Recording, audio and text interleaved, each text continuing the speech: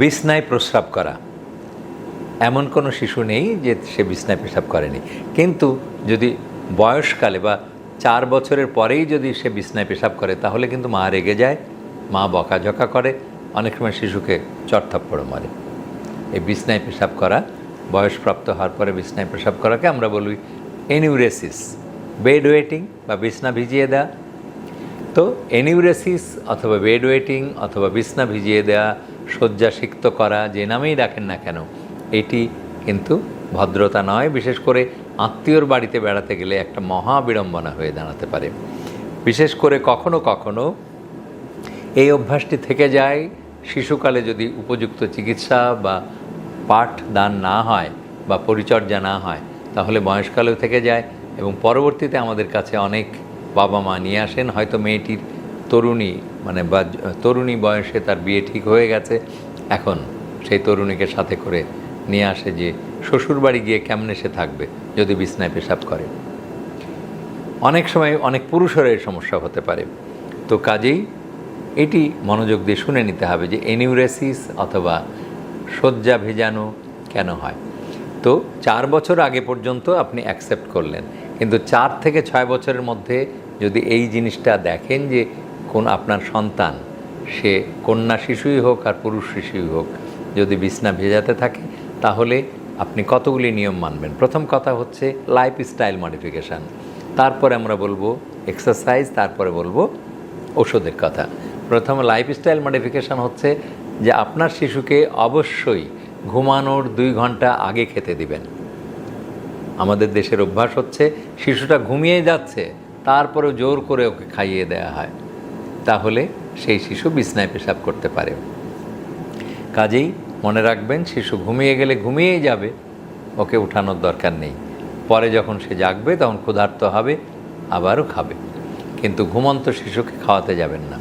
তাহলে আপনার অভ্যাসটা হলো যে শিশুর ঘুমের 2 ঘন্টা আগে ডিনার মানে রাত্রিকালীন খাবার।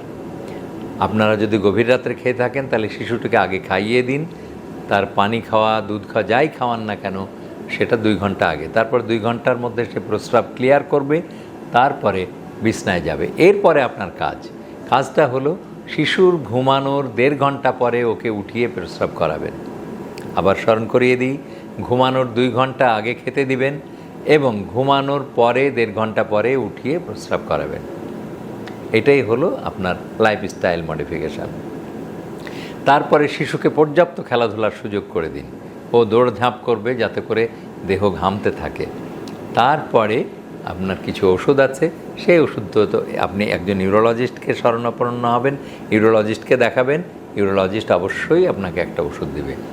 আমরা যেভাবে চিকিৎসা করি সেটা হলো অ্যান্টিকোলিনার্জিক্স অথবা ইমিপ্রামিন, সেটা ডিপ্রাম, আমি বলি ডিপ্রাম। এই ট্যাবলেটটি বয়স ভেদে ডোজটা ঠিক করে নিয়ে আপনি যদি অর্ধেক করে খাওয়ান তাও ভালো হয়ে যাবে, আর যদি একটা করে খাওয়ান ডেলি তাহলেও ভালো হয়ে যাবে।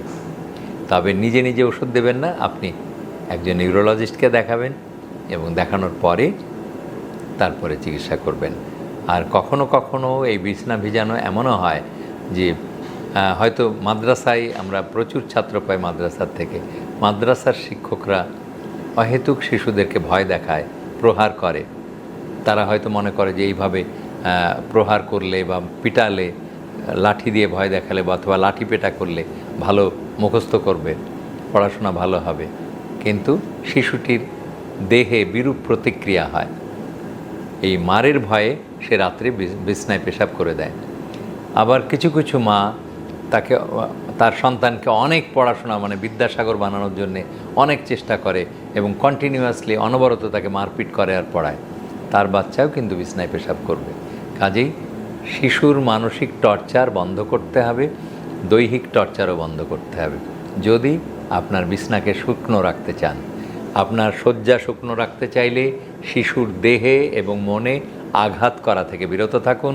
শিশুর খাদ্য ঘুমানোর 2 ঘন্টা আগে প্রদান করুন বা শিশুকে 2 ঘন্টা আগে খাইয়ে দিন এবং ভালো করে 2 বার প্রস্রাব করিয়ে নিয়ে তারপরে ঘুমাতে দিন। আর ঘুমানোর 1.5 ঘন্টা পরে তাকে জোর করে উঠিয়ে প্রস্রাব করানোর অভ্যাস করুন। 4 থেকে 6 বছর পর্যন্ত এই 2 বছর ট্রেনিং করান, তাহলে সারা জীবন সে শুকনো থাকবে।